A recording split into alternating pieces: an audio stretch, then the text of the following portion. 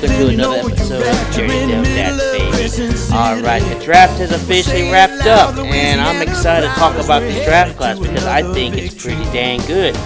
Spotty here and there, but I still think it really addresses a lot of holes that the Saints have on this team so far. And of course, they're still adding with the undrafted free agents, which I'm probably not going to touch up because, there's a lot of them. So, but the draft class this year, I've absolutely like. And it really, like I said, it addresses a lot of needs. And it picked up a lot of pretty solid players that I think could be instant starters this season, possibly. No time will tell, of course. But, again, really like this class. So, let's go ahead and get into it. So, as we already mentioned, the Saints picked in the first round Kevin Banks. I already touched up on the pros and cons in that video. And for the next, how many is there? There are 8 picks left from this draft class. They actually draft all 9 of them, believe it or not. So yeah, like they picked every single pick without trading up or trading down, which is kind of a shocker because Mickey Loomis loves trading up, and I've never seen a year where he never trades up. And this is actually the first year I've actually seen him not trade up. So I guess maybe because the draft fell just the way they hoped it would go for the most part, which is a good thing for us. So we got the guys that we need, that Coach Moore needed, and a lot of us are very satisfied with these picks, with the exception of the second round, which I'm going to touch up in a second. So before we touch up on the rest of this draft and start giving my personal opinions and grades, today's Datters question is, who is your favorite rookie among this class? Type your answers below in the comment section, and don't forget to like and subscribe to the channel. So, alrighty, so we're going to touch up on round 2 of the draft, and this is the one that is probably the least favorite among all the Saints fans, including myself, because this is a pick that, in my opinion, was kind of stupid. Well, I wouldn't call it stupid. Let me clarify that for a second. The pick itself was stupid because it's a guy that doesn't, in my opinion, fit the needs of this team. And what is this guy? His name is Tyler Shough. That's right. You read that correctly. Tyler Shough. You're probably thinking, wait, it looks like it's pronounced Shough. Why is it not pronounced Shough? I thought so too. Well, apparently he pronounces it as Shough. Well, shucks. So, but he's a quarterback from Louisville, and normally Louisville produces some pretty solid quarterbacks, which is why I'm kind of giving this a tad grace, but at the same time, there's a lot of things wrong with this pick, and here's why. First thing that's wrong with this pick is his injury history. And I've been preaching for a while, both on social media and to personal friends of mine and real to anybody I run into to talk about football. This guy is injury prone. So, and he's played 7 years in college football. What person plays 7 years in college football? It's one thing to be in college, just studying college in 7 years, because I did that myself. But playing college football for 7 years? Dude, you should have been in the NFL by now. Goodness gracious, I tell you. I don't know why he waited so long to be in the NFL. I guess because of his injury history that he wanted to stick around in college football. But at the same time, it's just like, dude, you gotta just move on, man. Just move on. Like, college football, yeah, sure, it's cool, but you're only supposed to be there for like 4 or 5 years at tops. Why are you there for 7? So by then you gotta be NFL ready. Like, I'm not even considering him as a rookie. I'm considering him as a veteran rookie, and I know he hasn't played in the NFL yet, so he's still technically a rookie. But you've been in college football for so long that you should definitely be ready for the NFL. So, yeah. So, and of course, the concern is with the injuries too. I know I just mentioned that, but he's had 2 broken collarbones on both sides of his collarbone, and what are the chances of that happening again? I think he also had a leg injury a broken leg here and there too. Don't know for certain. I'll double check that. But it's those injuries that got me concerned. Now, Mickey Loomis did touch up on this pick in particular because he probably knew there'd be a lot of questions in regards to it. And he said that they picked him because, one, he fit their system. Two, they were the quarterback that they were looking for. And three, it just made sense. It was like he was a perfect fit for that. I think I just said that. But actually, I'm sorry. Apparently his background was very attractive to him, and they instantly click, I guess. So, apparently they're not too concerned with his injury because they said bone breaks suck, but apparently they're not as bad. It's actually better for a bone break than like a soft tissue injury or a pulled muscle injury of some sort. I don't know. At the same time, it's just like injury is still an injury. I mean, he could break that collarbone again. That's my concerns. Like, what are the chances of him doing that again? That's my point I'm trying to make here. So, but in Kellen Moore, I trust, I guess, but I'm not sold on this pick. That's absolutely not. So for this pick alone, I'm gonna give him a D plus. Because I just don't like. I don't like this pick, but I don't hate this pick. I just don't like it. So now stats wise, here's the other thing. Stats wise, it looks like it's pretty good. He threw for let's see how many yards did he throw here. He threw for 7,820 yards, 63% completion rating, which looks pretty good. And he threw 59 touchdowns. But here's the thing. Because of his injuries, they're like sporadic here and there. And he transferred from 2 different schools along the way. So it's like, I don't like this. Like, last season was his best year, obviously.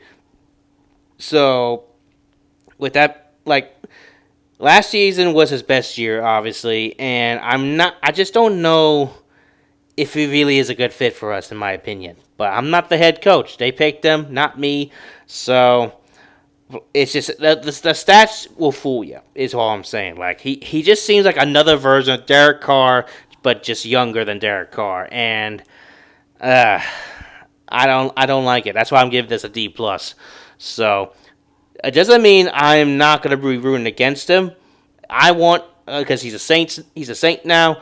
I will be rooting for him full time because he represents that black and gold.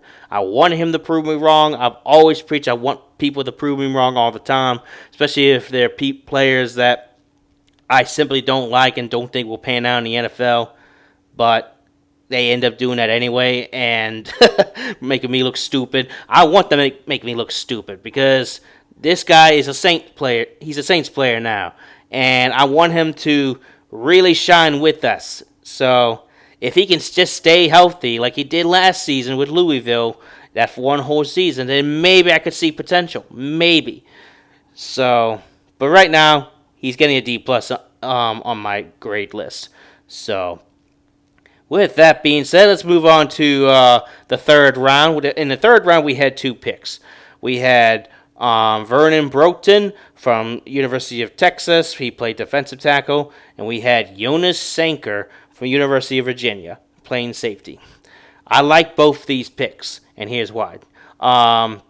Stats-wise for Vernon Broughton, solid pick. I think he's a solid pickup because he puts a pressure on the quarterback consistently. He also is a good run stuffer consistently. Things that we really need on that D-line because that D-line has regressed drastically. He can definitely help out with Brian Brzee, who is one of our starting defensive tackles last season. And Brian Brzee could use all the help he could get, and so can Cameron Jordan. Cameron Jordan plays the edge, but Cameron Jordan's getting old. So, but with him being there, he could be a nice hole to plug in. It's like if Brian Brzee goes out for the game for a minute, or maybe he gets injured or something. Like, he would be somebody I would absolutely love to put in right away. In fact, I could see him being a starter material too. So, like, he's had in the 2 years that he was a starter, he had 17 total tackles, seven total solo tackles, 10 assists, and one pass deflection. In last season, he had pretty much double that: 39 total tackles, 24 solo tackles, 15 assists, 2 pass deflections, 4 sacks, and 2 forced fumbles. That's pretty good. That's pretty good. So I'm giving this pick a B plus. So for the next picks, Jonas Sanker, I love this one. Oh my gosh, I love this one. Like, I'm not sure how this guy fell to us, but I'm so glad he did. 176 solo tackles, 17 pass deflections, 5 forced fumble recoveries. Like, talk about an elite safety at his position. Like, man, so glad this guy fell to us. So, but yeah, like, I give this one an A. I give this a solid A. Because he's exactly the kind of safety that we're looking for, and he's a perfect for a depth piece to, like, fill in for Tyrann Mathieu or Eric Reed, I think that's his name, who we just picked up this offseason. And yeah, like this guy could be like maybe the next Tyrann Mathieu, honestly. We'll see what happens, though, because, I don't want to give these guys too much praise because, these later round picks usually don't pan out. But, I mean, rounds 1, 2, 3 usually pan out the most. So I'm pretty optimistic for this fella. So, but at the same time, like, you can't deny these stats. These stats look amazing. And his footage, it looks amazing. So I love this pick. So I give this one an A+. Next in this draft class, we have, but honestly, it's kind of one of my favorites, Danny Stutsman. That's right. He's a linebacker from Oklahoma, and let me tell you, this guy was a menace in the SEC, and he was even a menace before they got into the SEC. He had 184 solo tackles. He had 37 tackles for loss and 8 sacks. What's really funny about this fella is that, and I'll post this in a second, is that he made this really hilarious Instagram post. It was like, I guess, after their victory over BYU when they used to be in the Big 12. He posts, "I'm like communion, that cracker with the juice." What in the world? Like, out of all the wild captions that you put, I've seen on Instagram or really any social media post, where did you come up with this one? But enough about that. What I really like about this guy, he can put the pressure on any opposing offensive line. Like, he's in your face kind of fella. He kind of reminds me of Taysom Hill a little bit, but on the defensive side of the ball.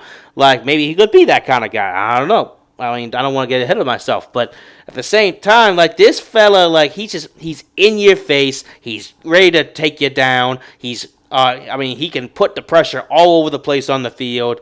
Like, there's a reason why he was an all SEC linebacker last season, also an all Big 12 linebacker the year before. So, like, I love this pick so much. Like, I'm giving this one an A as well because that's how much I love this pick. And I think he's going to be an immediate impact on the linebacker core because, like I just said in previous videos before, Demario Davis is getting old.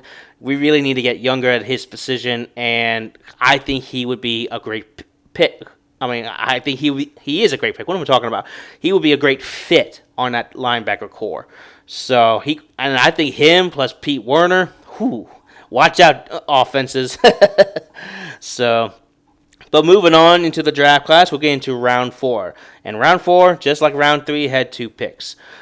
Oh, I'm sorry. Stutzman was in round 4, so we're still in round 4. My bad. The next pick we have is Quincy Riley. And where did he go to school? 1 second. Louisville. He went to Louisville, just like his teammate Tyler Shough. So he had 112 solo tackles, not bad. 15 interceptions. Whoo, he's a ball hawker, folks. And then 40 passes defended. This guy tells me he could be a great Marshawn Lattimore replacement. I love this pick. Like, I don't know how he fell to us. Like, I don't know how. I really don't. But I'm so glad he did. Like, the footage that you'll probably see, you're going to see that he gave opposing offenses hell. He was all over them. He was like stuck on each receiver like glue. He would go after the ball. Like, I like this pick a lot. I guess my only criticism is that he needs to probably work better on his feet, which I'm hoping our new defensive coordinator Staley will take care of that. He's also probably got to work on maybe like covering slant routes or something like that. I don't know. But overall, this guy could be an excellent defensive back, cornerback, same thing, for the Saints. So he could be, in fact, he could be a starter as well. Like I said, this draft class has a lot of starter potential, and that's what I really like about this class. So, but for this one, I'm giving a B+. So, with that being said, let's move on to the 6th round. The Saints did not pick in the 5th round because they traded the 5th rounder to Washington when they traded Marshawn Lattimore. In the 5th round, and this honestly might be my favorite pick on the offensive side of the ball. His name is Kevin Neal. Ooh, well, folks, you're going to love this guy. Kevin Neal, I kid you not, averaged roughly 3,000 yards a season. He played all 4 seasons with Kansas. His totals, never mind. So he averages 5.7 yards per rushing attempt. Last season, I'm sorry. I forget what I said a minute ago. Yes, the 5.7 yards is true, but he actually averaged a little over 1,000 yards per season. I mean, what running back does 3,000 yards? So, in total, as you all see in the stats below, he had 4,343 yards. That's basically 1,000 yards per season. That's really incredible. And on top of that, he had 49 rushing touchdowns. This kid has it. How did he fall down to us? I don't know. I am so glad we did, though.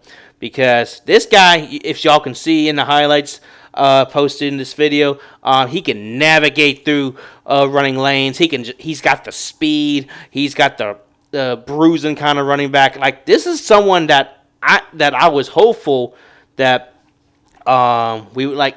He's basically someone that I thought maybe like he's the equivalent to Ashton Giante, but maybe less shifty, I guess. So, but anyway, like this guy looks like he could be like a Mark Ingram equivalent or Deuce McAllister equivalent. Like, I love this pick so much. So I'm giving this one an A+ because they just knocked it out of the ballpark with this one. So I really can't wait to see him come preseason. So, with that being said, we move on to the 7th round, and the last 2 picks in this class both came in the 7th round. Bear with me, I'm going to try to pronounce this dude's name. Moliki Mataveo. I think that's pretty straightforward. Hawaiian fellow. He played for UCLA as a tight end.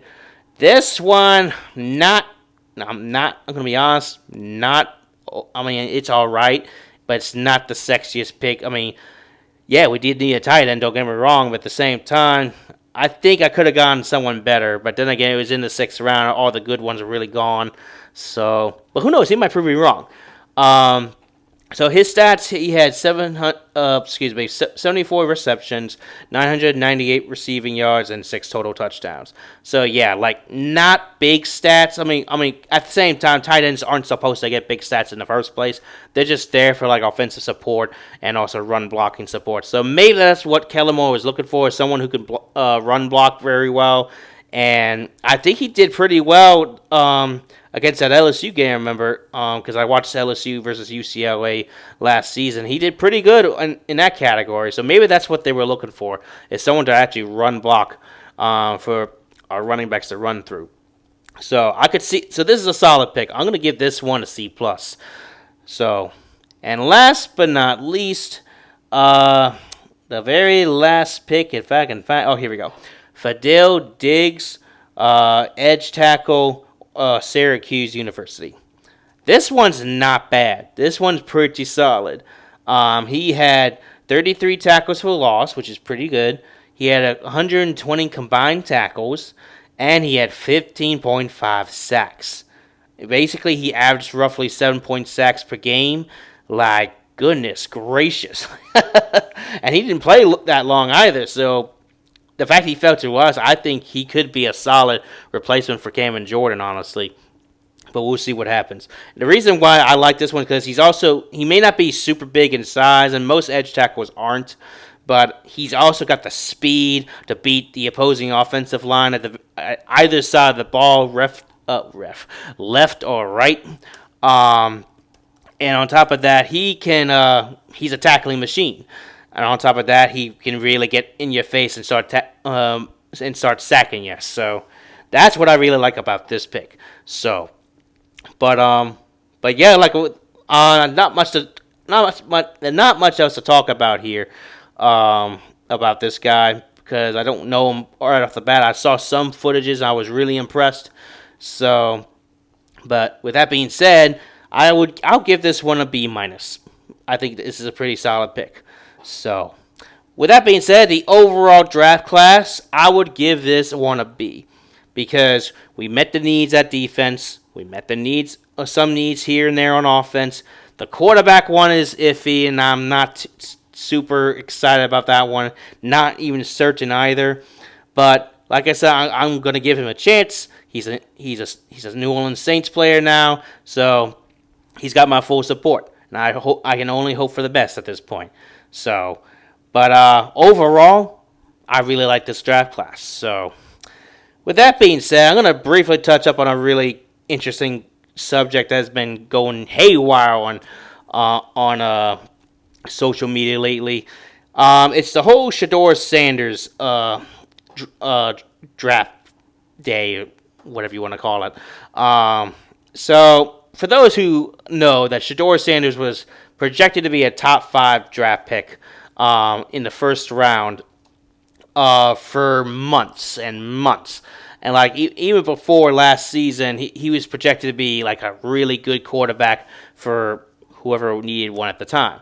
And at the time would be us, the Steelers, the Browns, the Titans, and I think that's all the quarterback needy people. But anyway, but with that being said, like this guy, he's got a large fan base, and that large fan base is mouthy. Let me tell you that they actually kind of driving everybody nuts, including myself. But the thing that was wild is that, like I said, he was projected to be a first round draft pick. He fell not to the second, not to the third, but to the 5th round. Yeah, that's right, the 5th round. Like, I have seen a lot of drafts in my lifetime. I have never seen a top 5 quarterback prospect drop that far into the draft. Like, that's shocking. Like, all the conspiracy theorists, they're all like saying, "Oh, like the NFL is turning against him because he's Deion Sanders' son." Blah blah blah. It's like, here's a thought.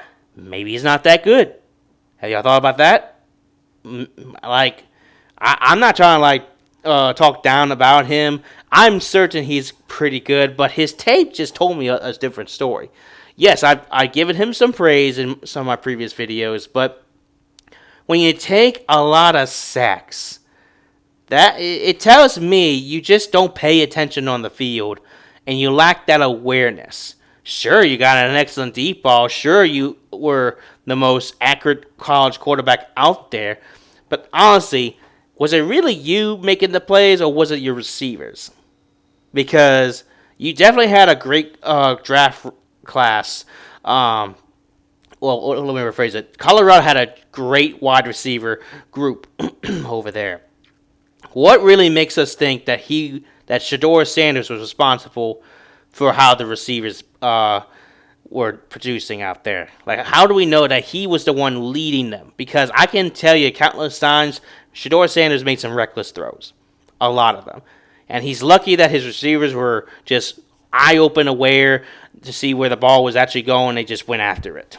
So, and on top of that, it's just, like I said, I mentioned the sacks. The sacks were bad, really bad. Like, he took the most sacks in NFL history. It just tells me he doesn't scramble well. He's lacking that vision. And I of course, like, I could probably say the same thing for, like, say, Tyler Shough. Because Tyler Shough, I've already mentioned, he's not the sexiest pick and probably should have been like a 4th, 5th, 6th round pick at best. But Shedeur Sanders, something about him just tells me he's not all that.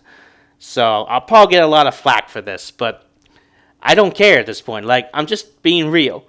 Like, some people will think one thing, but I'm just being real with y'all. I don't think Shedeur Sanders is that good, in my opinion.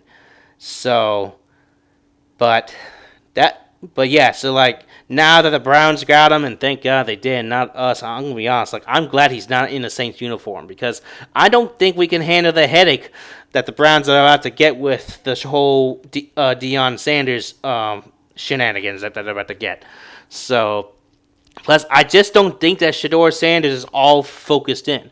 I've seen countless videos of where he was engaging with Cam Ward, who was the number 1 draft picks in the first round to the Tennessee Titans, and I'm just thinking, with all the Cam Ward was basically trying to tell him to shut up and do your job, and Shedeur Sanders was just like trying to play around and be his cocky self as usual, like, yeah. So, and that's another thing. Like, there's a lot of people saying, well, why are you blaming his cockiness? He's just really confident. Like I said before, there's nothing wrong with being confident. It's how you approach people with your confidence. It's how you approach it. And there's ways you can be confident, but be humble at the same time. Shedeur Sanders is not that. I think he came to this league thinking, yeah, I got the whole world with me. Everybody's on my side. Like, I'm likely to be a first rounder and make millions right off the bat. I just think he came in with a really cocky attitude, and NFL teams just simply didn't like that. And I've seen now a scouting report by NFL scouts who are doing their job, and they've been doing their job for a long time, saying that he was the worst interview candidate ever. That's saying something. Now, when I first heard that report, it was posted by this guy named Dov on Twitter, and Dov is an absolute moron, I'm just saying. He posts all sorts of stupid tweets that just, trying to rage bait people, basically. So I thought, when I saw that was posted to him first, I was like, I'm not gonna listen to that, because usually he's wrong. Well, it was posted by NFL.com, and after how the draft went for Sanders, it really does make a lot of sense. So I'm sorry to you Sanders supporters that really love Sanders. And look, y'all can still love Sanders. I'm not trying to hate on the guy. He was my second pick if Jackson Dart wasn't available by then, and that almost came true, but the Saints had other ideas, so I'm not the GM. So I'm just speaking from what I see and how his fans react. So, but yeah, so I'm really sorry if y'all don't like that. It is what it is. So, but that's just my humble opinion, folks. So, but yeah, anyway, so let me go ahead and wrap this up. I'm glad you guys checked out this video. Don't forget to leave a comment below for today's question. And if you forgot today's question, just simply rewind the video. But yeah, so next week we'll probably talk some more Saints football. I'll probably brainstorm some ideas, because usually this is when the slow season starts, really slow. But I do know that the Saints official schedule will be out on, I think, May 14th. I will double check that. So we'll definitely be talking about that along the way. So anyway, that's all I got for today. Hope you guys enjoyed this video, and don't forget to like and subscribe. Alright, gang. Talk to y'all later. Who that, baby?